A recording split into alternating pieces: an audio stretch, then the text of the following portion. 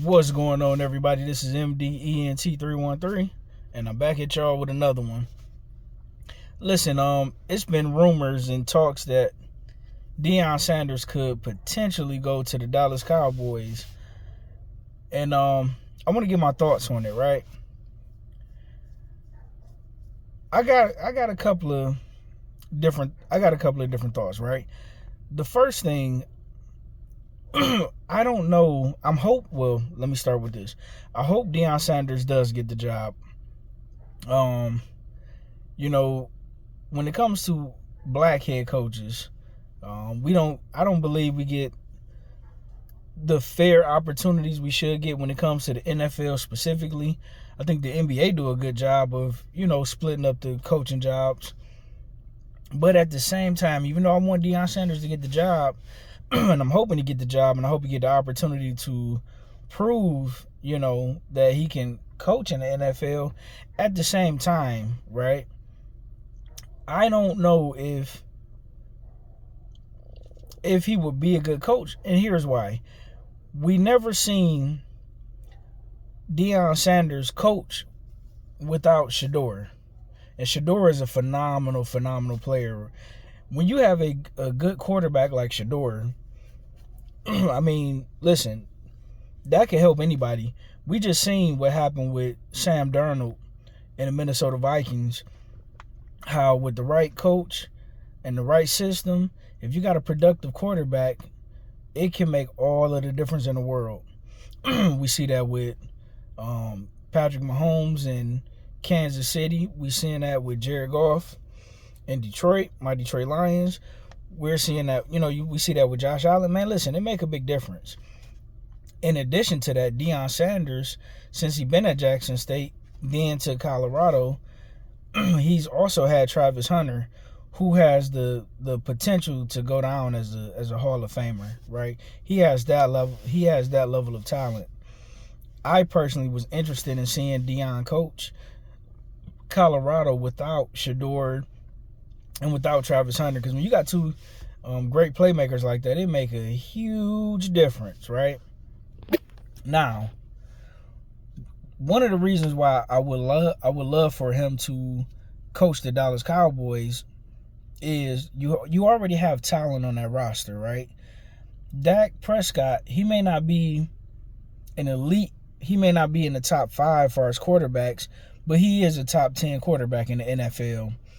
You have a phenomenal wide receiver in why am I drawing a blank right now? But you have a phenomenal wide receiver in CeeDee Lamb. Phenomenal ex-receiver.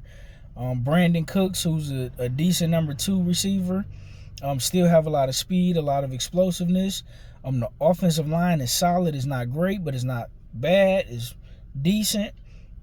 And that defense is excellent when they're healthy. When that defense, Micah Parsons was banged up. The secondary was banged up. So a lot of people, put up a lot of points against Dallas. But when Dallas defense is healthy, they're amongst some of the best defenses in the NFL. And I would like to see a African-American head coach inherit at least a respectable team, right? When you look at the firing of Gerard Mayo for the New England Patriots, he had absolutely nothing to work with, man. Bill Belichick, he didn't do him no favors, because the way he's been drafting the last 5 years has been absolutely egregious. I mean, no offensive talent, no great skill position players. Offensive line is in shambles. Defense was pretty productive, at least on the back end of the defense. But the linebackers, I mean, it's so-so, and the defensive line haven't been good. So Gerard Mayo, he stepped into a no-win situation, right? When you look at Antonio Pierce, former head coach of the Las Vegas Raiders, he too stepped into a terrible situation. Both these guys only had 1 year, but at least in Antonio Pierce, well, in both of these guys, head coaching tenure, they drafted very well. I thought Drake May was a phenomenal pickup for the New England Patriots, as well as I thought, we see that Brock Bowers was a phenomenal pickup by the Las Vegas Raiders. I mean, he stepped on the field he walked in day one as the best tight end in the NFL as a rookie. Shout out to Antonio Pierce. But unfortunately, they were both let go after one season. But how do you expect guys to turn a professional? You probably could do something like that in high school, maybe, you know, in middle school, but you can't do something like that in the pros. You have to slowly build a roster. You got to build the roster in your image. And you got to put things together, right? And those guys were not allowed to do that.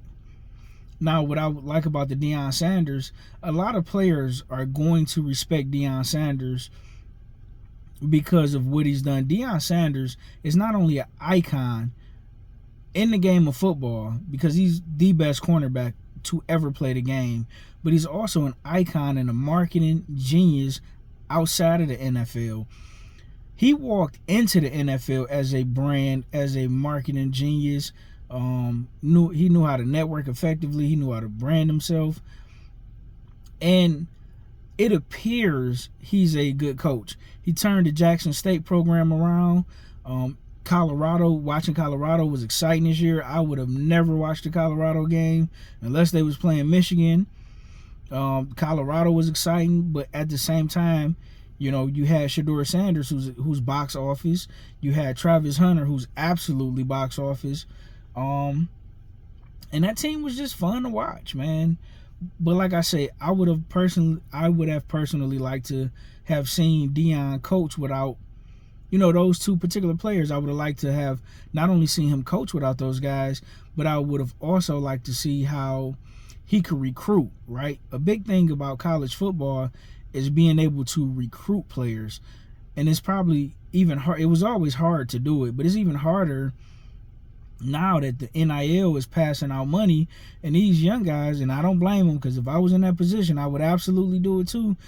They're going to be moving all around college trying to chase that NIL money. We just seen Carson Beck, who had an opportunity up until he got injured, but he did a great job as the Georgia Bulldogs quarterback, but he got hurt, unfortunately, in the playoffs, and he's going over to Miami to make some of that NIL money. So recruiting is a difficult thing. I believe it's a little bit easier in the NFL, but I would have liked to at least seen Deion, you know, for a few years without Shedeur and Travis. But with that being said, what could it hurt? I mean, if I'm being honest, could he really be any worse than Mike McCarthy? Mike McCarthy inherited a great roster, and he did absolutely nothing with it. When you go back to his days with Green Bay, he won a Super Bowl with Aaron Rodgers. Shout out to him, because Aaron Rodgers is an all-time great quarterback. But they should have won at least 2 to 3 Super Bowls with the type of roster that was on that team. And Mike McCarthy, year after year, was given an opportunity, and he couldn't even capitalize on that opportunity with a team like that. Now, of course, each year that passed by, you know, you lose players quite naturally due to free agency. You know, guys' contracts is up. Guys go look for, you know, opportunities in other places. They look for more money, which is understandable. But you have to do a good job of drafting, building, training, you know, coaching guys up. And listen, if somebody with not a lot of head coaching experience can do it, I believe Deion Sanders can do it. Why not? He's going to come into that organization getting respect off day one. Just the fact that he's Deion Sanders and what he's accomplished in the NFL. I mean, him and Bo Jackson are the only two guys I can think of that played football and baseball professional at the same time, and both did it at an extremely high level. Deion Sanders has multiple Super Bowls under his belt. Deion Sanders has played in a Super Bowl and in a World Series. I mean, Deion Sanders can also teach these guys what to do with their money and how to market and brand themselves off the field. He's going to walk into that locker room commanding respect. And he's going to get respect. And he's going to get, I believe, he can get the most out of that roster if you're going to hire, you know, listen, what could they hire these supposed offensive gurus out of college, these offensive coordinators, what could it hurt to hire Deion Sanders? I think Deion Sanders is going to do wonders. You know, it kind of scares me because the Dallas Cowboys is in the NFC. My Lions is in the NFC. And it's going to be a lot of guys that's going to want to play for Deion Sanders. Absolutely it is. You better believe it is. You better believe it is. And if he can put together the staff around him that he wants to put around him, and if he can do a good portion of the drafting, man, Dallas is going to be a straight up powerhouse. And this will be a power move by Jerry Jones and Deion Sanders. And listen, I'm here for it. I'm scared of it because my Lions is in the NFC, but I want to see that man do extremely well, and I know he will do extremely well. Let me know what you think in the comment section. Like, share, and subscribe.